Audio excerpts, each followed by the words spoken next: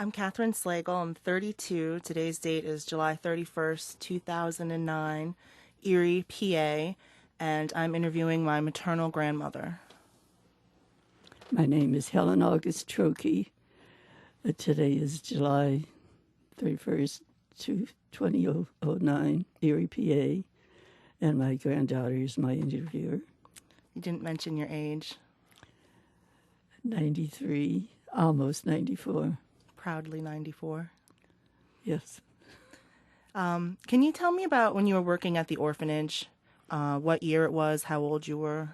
I was about 18. It was about 1932, 33, And maybe later. So you were living there and caring for infants? Yes, and the orphanage, we had them from birth to 2 years old, and then they were transferred to with the older children. How many children would you be caring for at a time? I think there were about 15 at the time I was there. They were all under 2.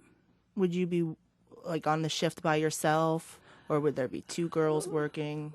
I was usually alone with Sister Helen Marie, who was the director and the boss of the infants. Mm-hmm. So just the 2 of you were juggling 15 babies at once? Yes. How did you manage that? Very systematically. They were washed and dressed and fed. The ones that were old enough to sit at the little tables, they were fed there, and the others were given a bottle. Then they had the little potties that they went to the bathroom, and then they took their naps, and then they played. And so some of these kids did have parents that couldn't afford to take care of them, and that's why they were at the orphanage? Most of the ones in the other rooms in the older part, as well as the babies, were all either abandoned or given up for adoption. Most of their parents were too poor to support any family. Did many of the kids end up getting adopted then, or did they just grow up? Some of the babies were adopted. The older children had more trouble being adopted, except one little baby who was adopted, taken out 4 times, and wouldn't go out the next time somebody wanted to take it. She just screamed bloody murder. She was adopted 4 times and brought back? Brought back, yes. Wow. That's terrible. So you were saying before that you worked 12 hours at a time and you were living in the orphanage. Well, when I first started, I went home and came back in the morning and worked 12 hours. It was a long day. 12 hours with 15 kids. And $30 a month. So $1 a day. And what did you do with your money? I gave it to my mother, and she gave me $1, and I could lay away clothes, a dress or a suit or something, and pay it off that way. So my mother got the money. It was a deep depression. Help support the rest of the family. Was your dad working during the Depression? Not too often. He got a job, but it didn't pay too much. But there were 6 of us to clothe and shoe and everything else. So he did a lot of fishing. That's where we got most of our food. Perch. And then there used to be, when he wasn't working, they had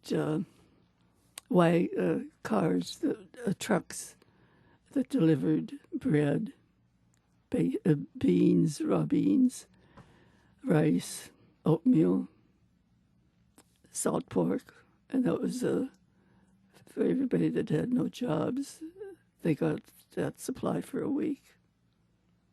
You have to go wait in line to get it? No, they brought it to the house. Oh, they brought it right to the house?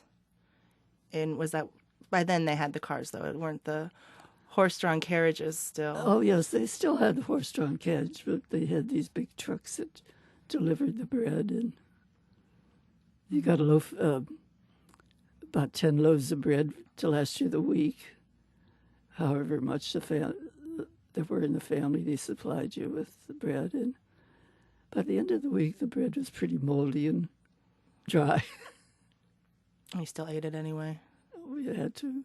Just scrape the mold off, or Well, we used to get flour too. My mother used to make bread, and we'd have bread.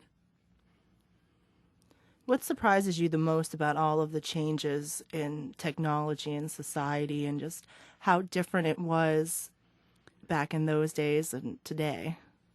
Well, we went from the horse and buggy to the moon, so it's a long ways. And it all happened so slowly, so it was an everyday thing, you know. From one day to the next, it seemed like it changed and changed. What surprises you the most that we do? I think that everything surprises me that happens. How, especially my children surprise me that they have been all over the world and seen so much. It's amazing. You never really thought that would have happened, that you'd have a son in Australia back during the Depression. Never thought my children would end up in Australia. Oh, yeah, all over. Tunisia. Yeah, Karen's back there right now, isn't she? She just came back from there. She's in Thailand.